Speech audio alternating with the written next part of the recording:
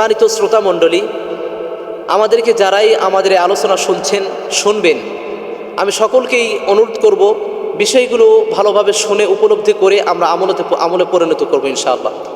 প্রিয় উপস্থিতি, আমরা দেখুন জিলহজ মাস আমাদের সামনে উপনীত। জিলহজ মাসের আমলগুলো অবশ্যই আমরা আদায় করব, কিন্তু এর পরবর্তী জিলহজ মাসের একটি গুরুত্বপূর্ণ আমল আমাদের মাঝে রয়েছে। কুরবানি যেমন ওয়াজিব, আরেকটি ওয়াজিব আমল আমাদের মাঝে আমরা পালন করে থাকি। আবার অনেকেই এই ওয়াজিব আমলকে আমরা হেলাই দুলাই কেটে ফেলি, আমরা স্মরণ রাখি না, আমরা ভুলে যাই। কিন্তু দেখুন, এই একটি ওয়াজিব আমল, সেই ওয়াজিব আমলটি কি? তাকবীরে তাশরিক। তাকবীরে তাশরিক এই আমলটি আমরা অনেকেই করে থাকি না, কিন্তু এর হুকুম কি? এই তাকবীরে তাশরিকটা কারা পড়বে? শুধু কি পুরুষ আদায় করবে? পুরুষই কি পড়বে না নারী পড়বে? এই বিষয়গুলো আমাদেরকে জানা থাকা দরকার। আমাদের সমাজে আমরা জিলহজ মাস আসে, কিন্তু আমলের দিকে আমরা চাহিদা নেই, শুধু কুরবানি নিয়েই ব্যস্ত। শুধু কুরবানির পশু কিনা কাটা, পশুকে লালন পালন করা, এইগুলো নিয়েই ব্যস্ত থাকি, কিন্তু আরও গুরুত্বপূর্ণ ওয়াজিব আমলগুলো আমাদের মাঝে রয়ে গিয়েছে, আমরা এগুলো খেয়াল করি না। এজন্য আসুন, রাসূলুল্লাহ সাল্লাল্লাহু আলাইহি সাল্লাম যেভাবে তিনি জিলহজ মাসকে কাটিয়েছেন, সেভাবে আমরা কাটানোর চেষ্টা করব। এই জিলহজ মাসের একটি গুরুত্বপূর্ণ আমল, আল্লাহ রাসূল সাল্লাল্লাহু আলাইহি সাল্লাম মুসান্নাফ ইবনে আবি শাইবাতে এসেছে, আল্লাহর হাবিব সাল্লাল্লাহু আলাইহি সাল্লাম কানা রাসূলুল্লাহ সাল্লাল্লাহু আলাইহি সাল্লাম ইউকাব্বিরু ফি আইয়ামিত তাশরিক। তিনি আইয়ামে তাশরিকের দিনগুলোতে তাকবীর পাঠ করতেন। কি তাকবীর?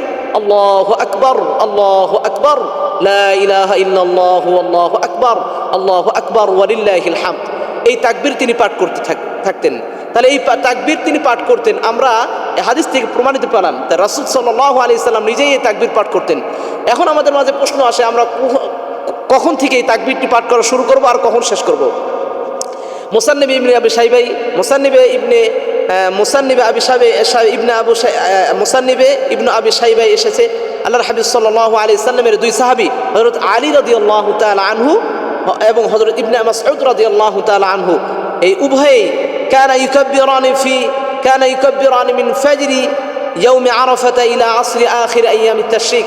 তারা উভয়েই তাকবীরে তাশরিক তারা আরাফার দিনের ফজর থেকে তারা শুরু করতেন। উভয়ে আরাফার দিনের ফজর থেকে এই তাকবীরে তাশরিক তারা শুরু করতেন, আর এটা শেষ করতেন ইলা আসরি আখির আইয়ামিত তাশরিক, একেবারে 13 তারিখ পর্যন্ত, 13 তারিখ আসর পর্যন্ত তারা এই তাকবীরে তাশরিকটি পাঠ করতেন। কি তাকবীরে তাশরিক? আল্লাহু আকবার, আল্লাহু আকবার, লা ইলাহা ইল্লাল্লাহু, আল্লাহু আকবার ওয়ালিল্লাহিল হামদ। সম্মানিত উপস্থিতি, দেখুন, আমরা এই তাকবীরটি রাসূল সাল্লাল্লাহু আলাইহি সাল্লাম পড়েছেন, সাহাবায়ে কেরাম আমল করেছেন, তাহলে আমাদের জন্য এটি আমলযোগ্য। হানাফি মাযহাবে এই আমলটি ওয়াজিব বলা হয়েছে। এই আমলটি যদি আমি যে কোনো ব্যক্তি ইচ্ছাকৃতভাবে ছেড়ে দেই, তাহলে আমরা ওয়াজিব তরক করার আমরা গুনাহে লিপ্ত হয়ে যাব।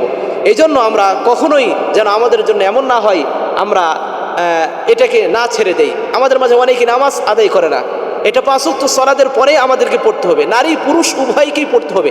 নারী পুরুষ উভয়েই একবার ফরজ সালাতের পরে এটা পাঠ করা ওয়াজিব।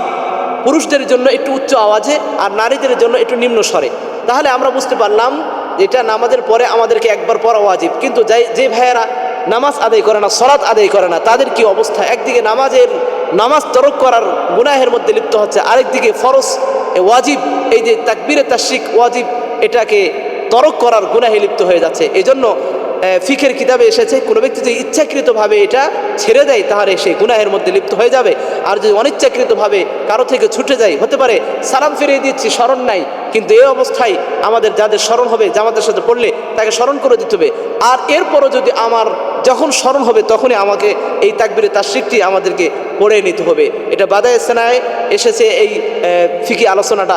আমরা অবশ্যই তাকবীরে তাশরিককে গুরুত্ব দিয়ে এই যে 9, 10, 11, 12, 13 এই 5 দিন আমরা অবশ্যই আমরা সুন্দরভাবে তাকবীরে তাশরিক প্রত্যেক ফরজ নামাজের পরে একবার আমরা আদায় করব। আল্লাহ রাব্বুল আলামিন আমাদেরকে এই ওয়াজিব আমলটি ধরে ভালোভাবে আদায় করার তৌফিক দান করুক।